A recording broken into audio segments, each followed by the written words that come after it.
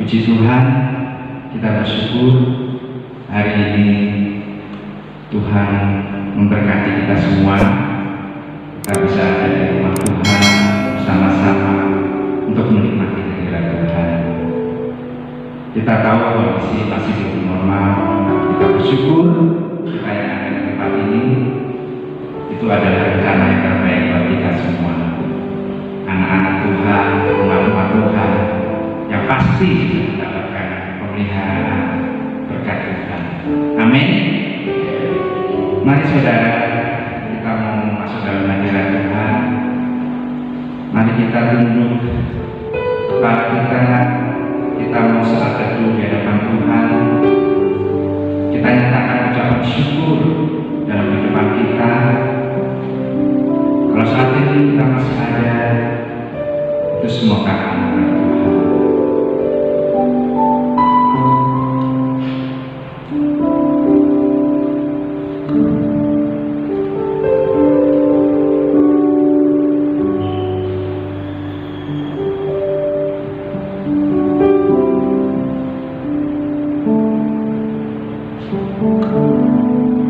Ibadah pada hari ini akan kita mulai di dalam nama Allah Bapa, Anak, Putra dan Roh Kudus, di dalam nama Tuhan Yesus Kristus. Kita akan membaca firman Tuhan di dalam Amsal 16 ayat 32. Kita baca bersama-sama 1, 2, 3. Orang yang sabar melebihi seorang pahlawan.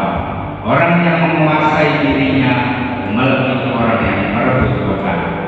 Saudara kasih Tuhan, mari kita siapkan hidup kita untuk datang di dalam Tuhan. Bahwa sungguh hanya dekat Allah saja kita merasa tenang. Di dalam Tuhan kita mendapatkan kekuatan baru. Mari kita nyanyikan pujian ini. Hanya dekat Allah, rasa tenang hati. Di dalam Tuhan kita mendapatkan kekuatan baru.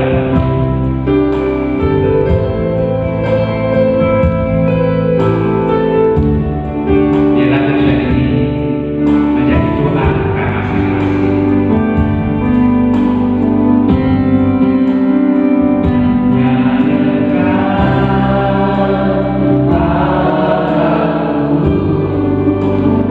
Rasa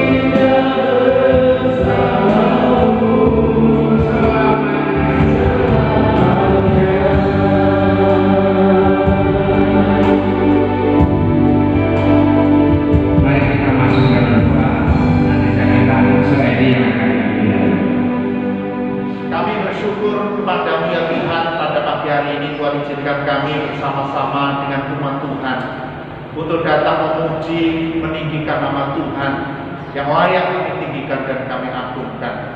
Ya Tuhan, pada pagi hari ini kami akan bersama-sama memulai ibadah ini.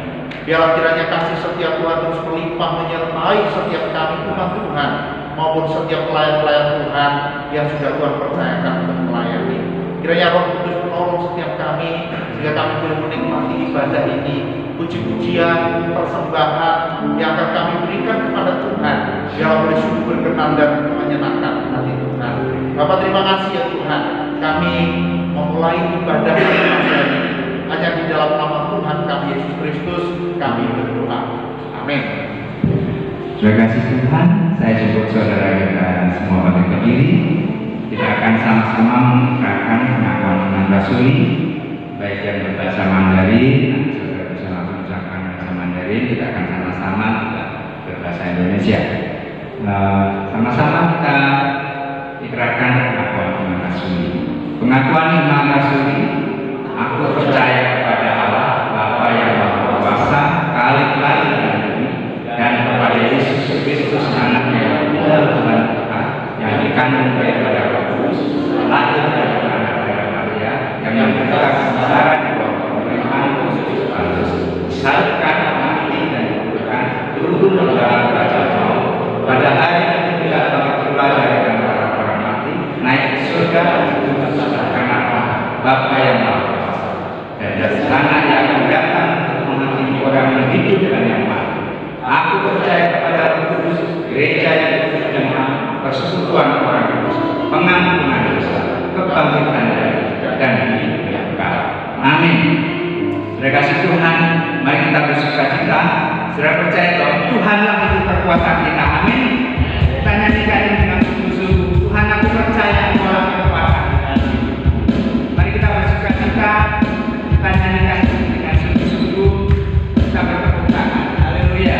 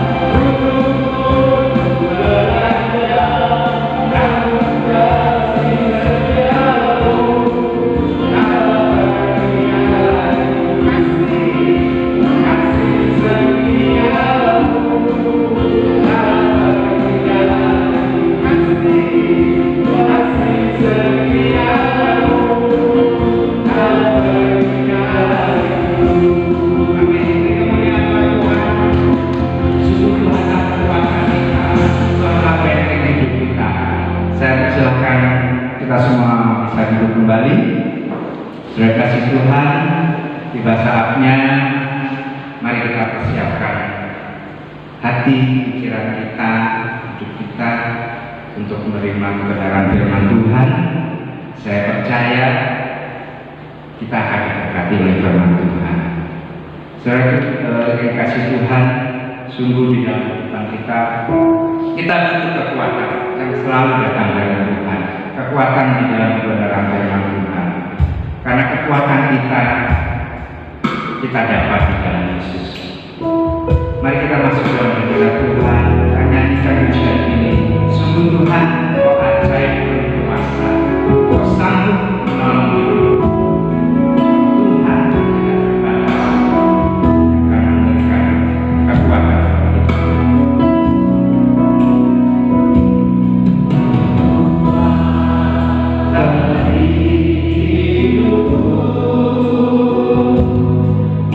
Yeah.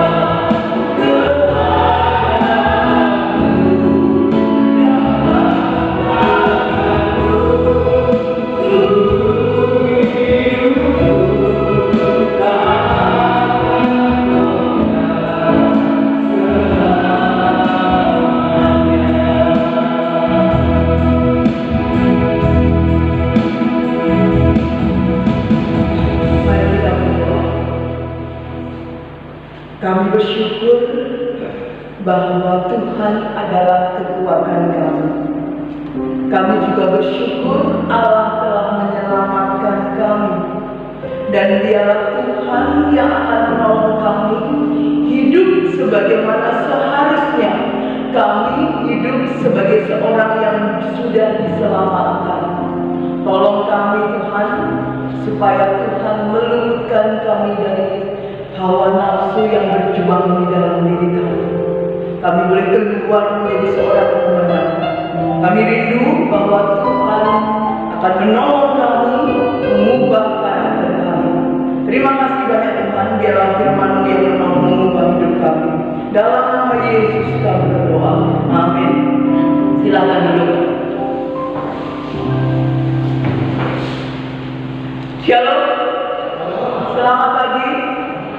Puji nama Tuhan kalau pada pagi hari ini kita boleh beribadah bersama. Kita akan bersama-sama membuka Alkitab kita, saudara sekalian. Kita akan lihat dan membaca beberapa bagian firman Tuhan pada pagi hari ini. Yang pertama di dalam 2 Petrus pasal pertama,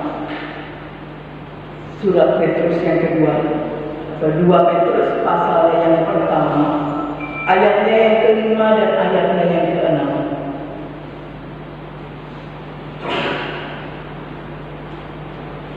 2 Petrus pasal pertama ayat 5 dan 6.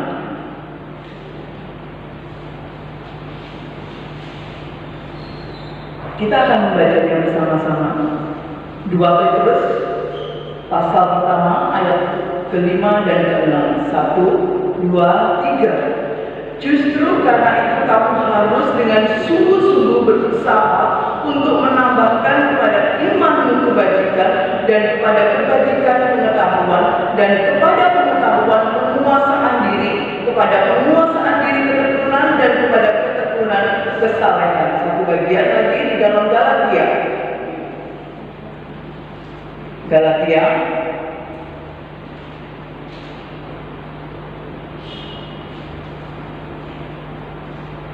Pasalnya yang kelima, ayatnya yang ke-22 dan ke-23.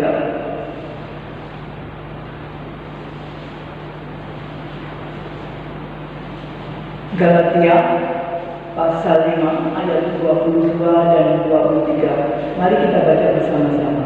2, 3. Tetapi buah roh ialah kasih, sukacita, damai sejahtera, kesabaran, kemurahan, kebaikan, kesetiaan, kelemah lembutan, penguasaan diri. Tidak ada hukum yang menentang hal-hal itu. Saudara sekalian, ada satu pernyataan yang mengatakan bahwa melawan diri sendiri itu tidak mudah. Tidak mudah untuk menang atas diri sendiri.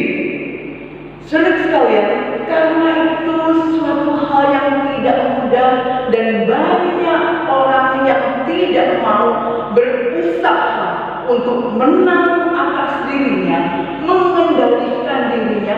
Tidak sedikit orang yang harus menginap di hotel rodeo atau di penjara.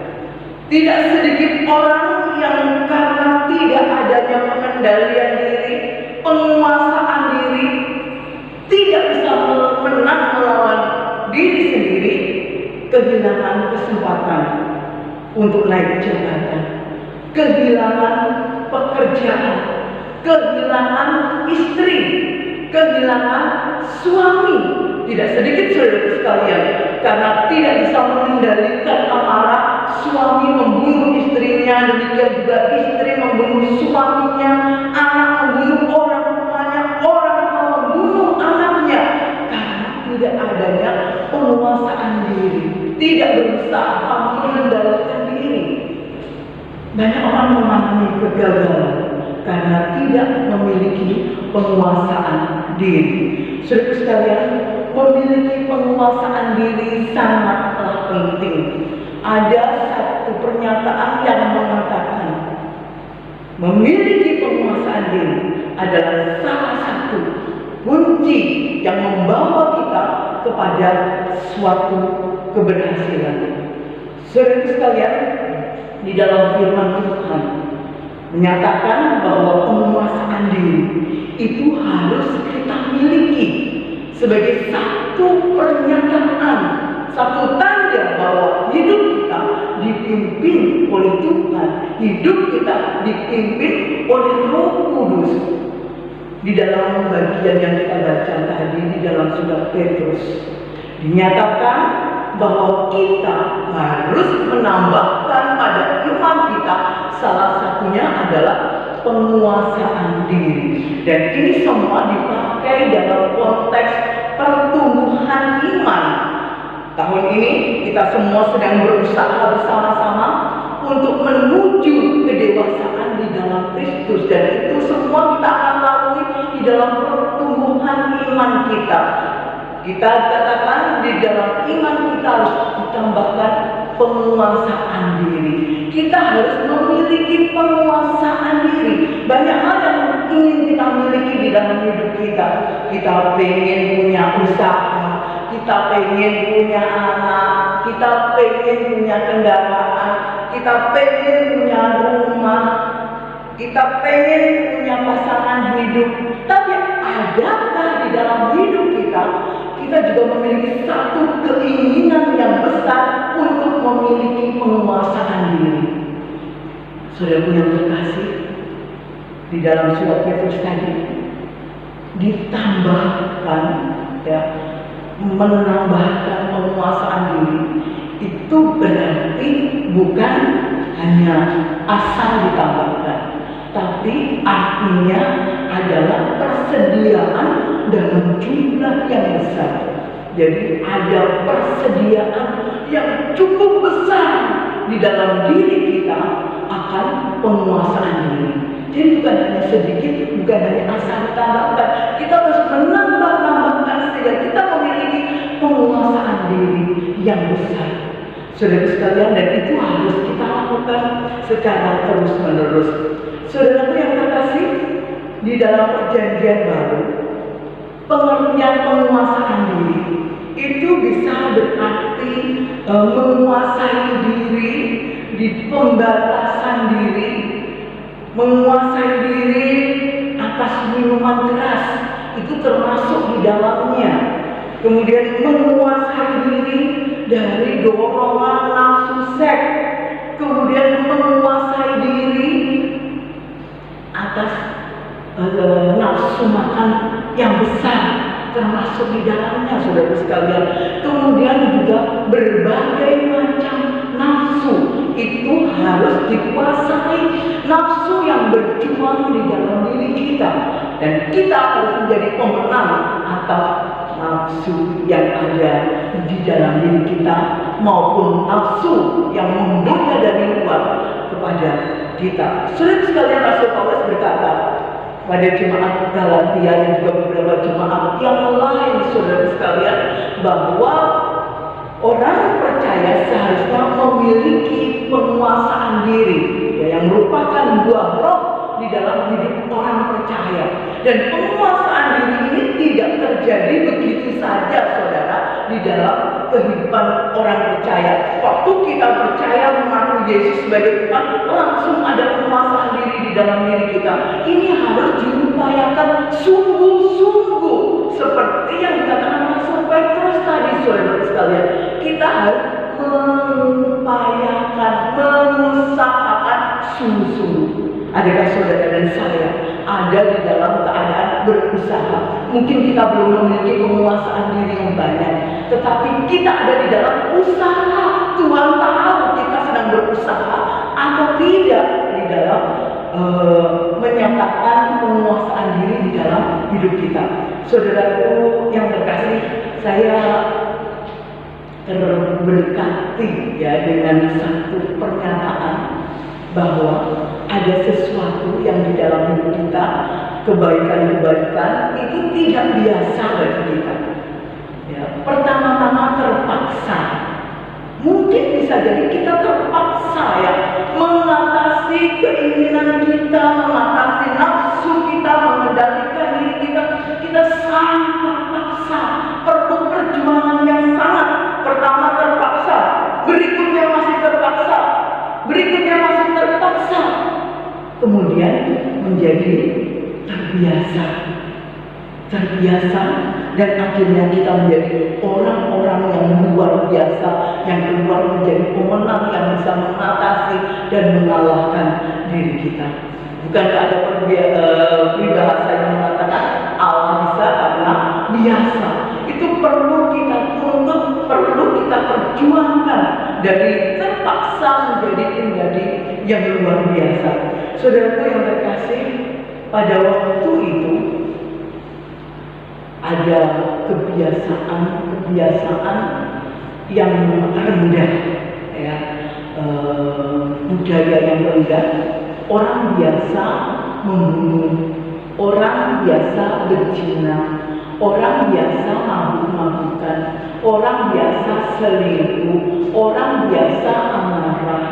Oleh karena itu Rasul Paulus mengatakan supaya jemaat di Galatia dan jemaat-jemaat lain itu memiliki satu cara hidup yang berbeda.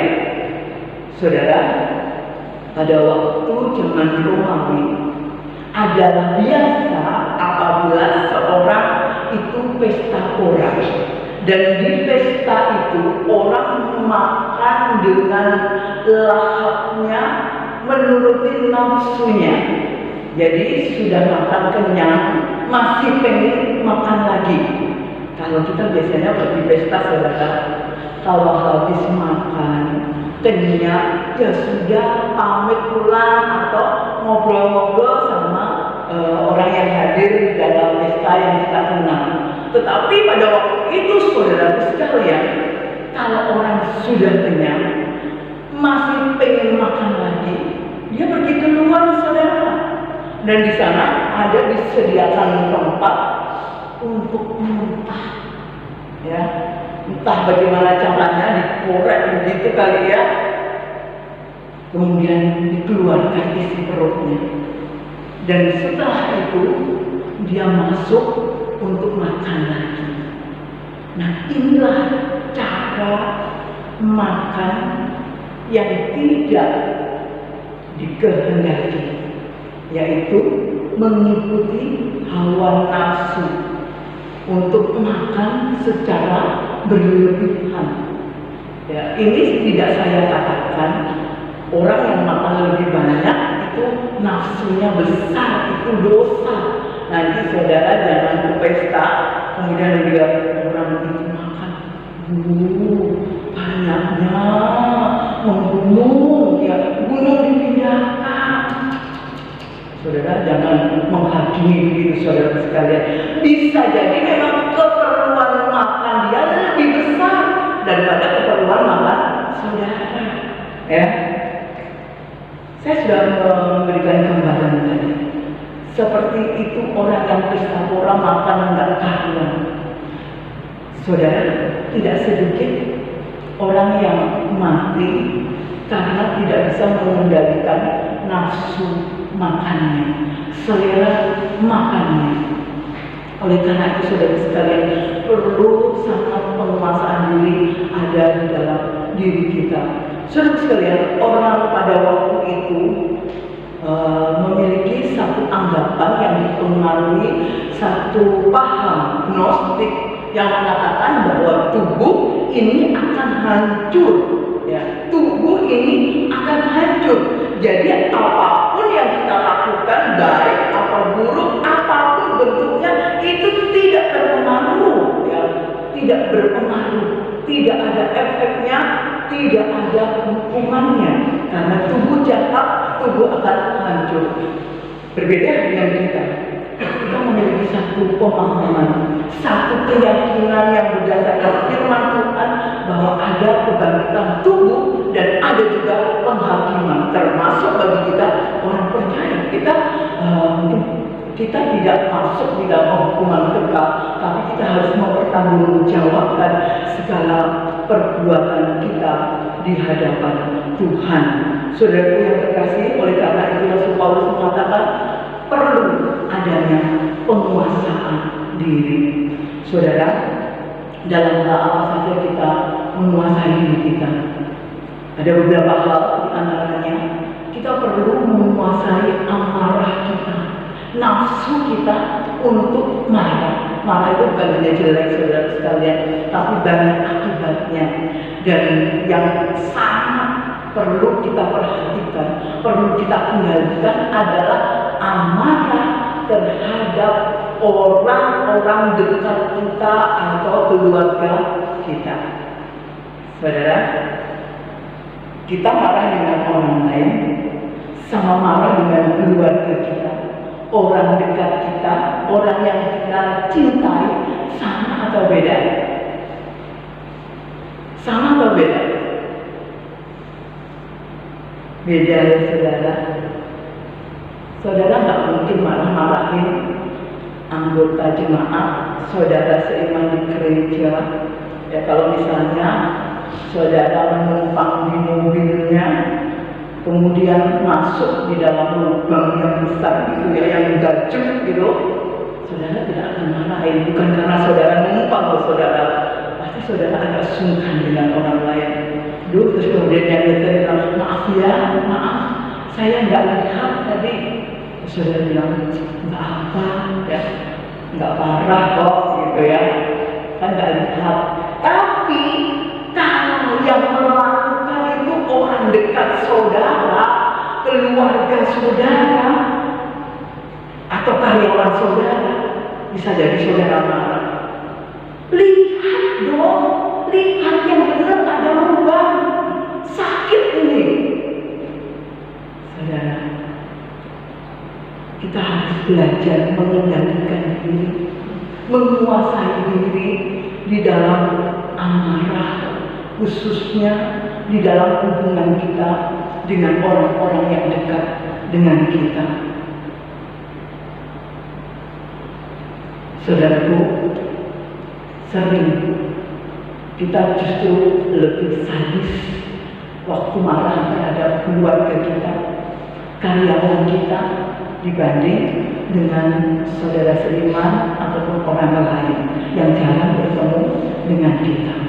Oleh karena itu kita perlu menguasai diri, kita perlu mengendalikan diri, menguasai diri atas amarah, nafsu marah yang berjuang di dalam diri kita. Kemudian saudara sekalian, kita juga perlu menguasai lidah. Yakobus mengatakan bahwa lidah itu kecil tapi susah untuk dikendalikan, susah untuk dikuasai. Tetapi itu perlu kita lakukan karena hidup mati kita juga tergantung kepada penguasaan diri kita atas lidah kita, atas perkataan kita. Tidak sedikit keluarga yang harus bercerai karena tidak ada penguasaan diri atas lidah pasangan satu dengan yang lain. Sangat penting untuk penguasaan diri terhadap lidah. Kita perlu memikirkan berkali-kali sebelum kita berkata-kata. Sama seperti kita memotong sesuatu, motong kain, ya, motong seng, kita harus mengukur berkali-kali baru motong. Demikian juga kita berbicara, kita harus mikir dulu efeknya. Apakah kita tepat mengatakan itu? Apakah tepat kita marah-marah di dalam perkataan kita kepada anggota keluarga kita, kepada karyawan kita, padahal dia sudah berusaha melakukan sesuatu? Kita harus mikir, kita juga harus milih kata-kata. Bukan berarti nggak boleh marah, tapi kita akan marah dengan cara yang tepat. Itu tidak mudah, saudara sekalian. Kita harus memaksa diri kita, terpaksa, kemudian biasa, dan akhirnya kita bisa menjadi yang luar biasa di dalam mengendalikan perkataan kita. Kita harus milih kata-kata, ya. Kata-kata itu kan ada tingkatannya, ya. Khususnya kita di Indonesia, ya, orang Asia itu ada tingkatan kata-kata. Mati, meninggal, wafat. Nah, itu ada tingkatan, dan kita perlu menggunakan kata-kata yang tepat sehingga lidah kita terkendali. kita juga perlu memikirkan apakah yang kita katakan itu penting atau tidak, berguna atau tidak, menyakiti orang atau tidak. Nah, inilah pengendalian terhadap perkataan, terhadap lidah kita. Kemudian tadi ada penguasaan diri terhadap nafsu makan, ya, nafsu makan perlu kita kuasai, ya, nafsu makan yang besar, yang melebihi apa yang kita perlukan. Kemudian saudara sekalian, selain amarah, lidah, nafsu makan, nafsu seks itu juga harus dikendalikan. Bagi yang single itu harus mengendalikan nafsu seksnya. Kalau enggak bisa beli-beli, ya, bukan beli kue saudara sekalian, ya, tetapi beli-beli yang lain, ya. Harus dikuasai. Saudara sekalian, ada banyak berita yang memberitakan karena tidak bisa menahan nafsu, ya, sudah beli pekerja seks komersil, kemudian tidak dilayani dengan baik, marah, kemudian membunuh. Jadi harus ada penguasaan diri kalau tidak mau dibawa ke hotel rodeo alias penjara. Saudaraku yang terkasih, mari kita belajar mengendalikan diri kita, menguasai diri kita. Di dalam hidup kita ada banyak tantangan, ada banyak godaan. Nah, itulah saatnya bagi kita untuk menyatakan kemenangan kita, buah penguasaan diri di dalam hidup kita. Kalau tenang-tenang, tidak ada godaan, tidak ada persoalan, mana bisa seorang menyatakan penguasaan dirinya? Bisa nggak seorang dibilang sabar, menguasai diri, kalau nggak ada apa-apa? Semuanya itu dibuktikan pada saat ada tantangan, ada godaan. Ya, misalnya ya, kita sudah dilecehkan, kita direndahkan, kita dimarahin habis-habisan, walaupun kita nggak salah. Kemudian kita bisa menguasai diri kita. Nah, itu baru disebut seorang yang bisa menguasai diri. Kalau nggak ada apa-apa, mana bisa dibilang, oh dia menguasai diri, dia sadar, ya, dia bisa mengendalikan diri. Tentu tidak, saudara sekalian. Oleh karena itu bersyukur kalau ada godaan, tantangan, itu semakin mempertajam penguasaan diri kita, semakin menyata penguasaan diri kita, dan kita keluar menjadi seorang pemenang atas diri kita sendiri. Saudara, memang kita lemah. Kita tidak memiliki kesanggupan besar untuk bisa menang atas diri kita, untuk bisa menguasai diri kita, kalau kita tidak bersandar kepada kuasa Tuhan. Kita akan bisa menang dan menguasai diri kita kalau kita menyadari bahwa hidup kita bukan milik kita lagi. Hidup kita sudah ditebus oleh darah Yesus. Kita akan bisa keluar menjadi pemenang atas diri kita kalau kita menyadari bahwa Tuhan sangat mengasihi kita. Tuhan menginginkan kita menjadi pribadi-pribadi yang memiliki penguasaan diri.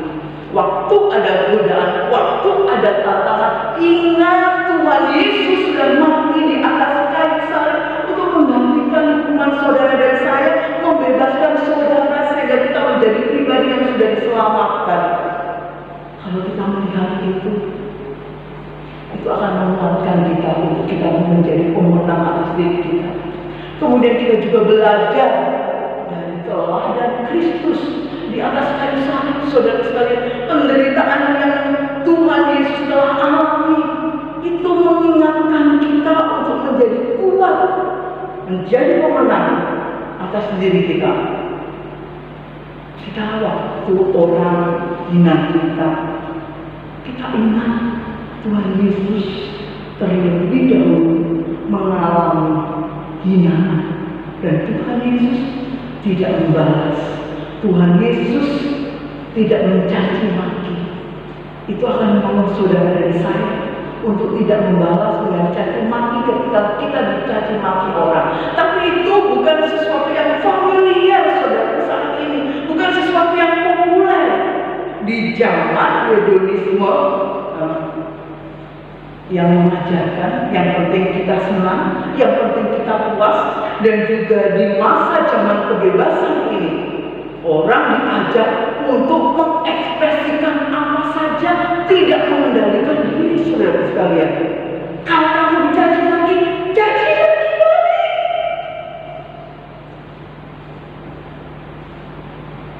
Kalau kamu tidak keras, orang akan injak kamu.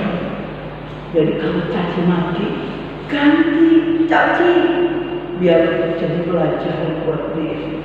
Bukankah itu yang diajarkan oleh sekitar kita, saudara sekalian, di zaman kebebasan, di zaman hedonisme, di mana kita harus mengekspresikan, menuruti segala kesenangan kita untuk memuaskan diri kita, tapi tidak dengan Tuhan Yesus.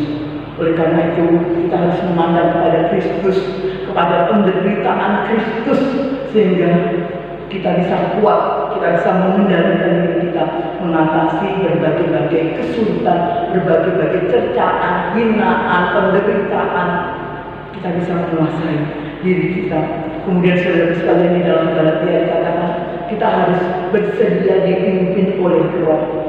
Ya, bersedia dipimpin oleh Roh itu berarti kita nurut apa yang dikatakan Roh. Roh bilang, ya, janganlah amarahmu sampai matahari terbenam. Kalau kita turut, berarti kita tidak akan marah berlama-lama. Tapi kalau kita nuruti diri kita, nuruti kedagingan kita, kemanusiaan kita, hawa nafsu kita, kita akan marah terus. Marah terus. Ini contoh, saudara sekalian, kita mau bersedia dipimpin oleh Roh. Jadi penguasaan diri akan dimiliki oleh seorang yang hidupnya dipimpin oleh Roh Kudus. Saudaraku yang terkasih, kita juga tidak akan menuruti keinginan daging kita, karena kita menuruti keinginan Roh. Kalau kita sungguh-sungguh mengupayakan, pasti akan ada hasil bersama dengan Tuhan. Ada bagian kita, yaitu kita berusaha dan terus berusaha. Ada bagian Tuhan yang akan memberikan kekuatan kepada kita untuk kita bisa memiliki penguasaan diri. Saudara yang terkasih, mari kita bersama-sama berupaya memiliki penguasaan diri sebagai buah Roh yang harus kita hasilkan di dalam pertumbuhan iman kita, dan itu akan kita dapat di dalam usaha kita bersama-sama dengan Tuhan.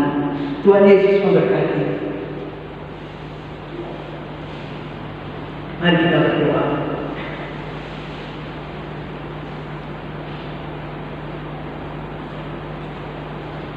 Kami bersyukur Tuhan,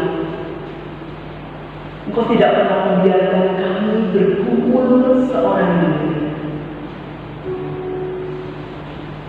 Engkau memberikan kekuatan kepada kami. Biarlah Engkau menolong kami yang saat ini bergumul untuk memiliki penguasaan diri atas nafsu kami. Tuhan yang akan memberikan kekuatan, Tuhan yang akan memberikan kemampuan. Biarlah sungguh Allah buah Roh penguasaan diri yang ada di dalam diri kami sungguh dirasakan, sungguh dilihat, dan memuliakan Tuhan bagi orang-orang sekitar kami. Baik di dalam penguasaan diri kami atas nafsu kami, amarah kami Tuhan, nafsu makan kami, dan berbagai nafsu yang ada di dalam diri kami. Terima kasih banyak Tuhan Yesus. Tolong setiap kami berusaha sungguh-sungguh, sehingga sungguh ada persediaan yang banyak, yang besar penguasaan diri di dalam diri kami. Terima kasih banyak Tuhan. Biar kami juga memandang kepada Kristus. Kami boleh taat pada pimpinan Roh Kudus. Terima kasih banyak Tuhan, terima kasih. Kami rindu Tuhan dimuliakan atas hidup kami, karena kami berbuah bahagia. Dalam nama Yesus kami berdoa. Amin. Kita akan sama-sama berdiri.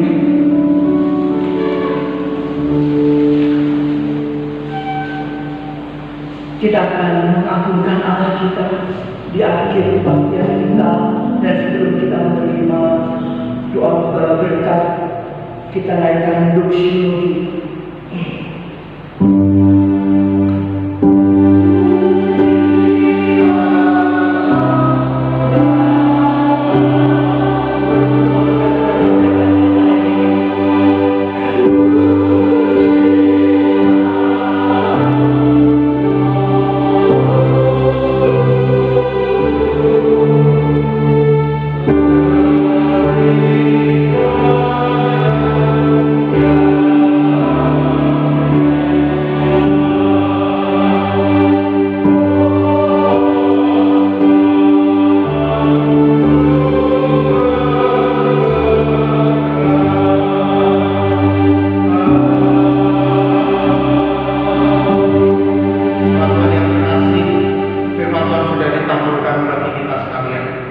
Mari kita terus mengupayakan dalam hidup kita itu penguasaan diri, sehingga semakin hari kita semakin hidup menyerupai Kristus dan buah Roh Kudus nyata dalam kehidupan kita.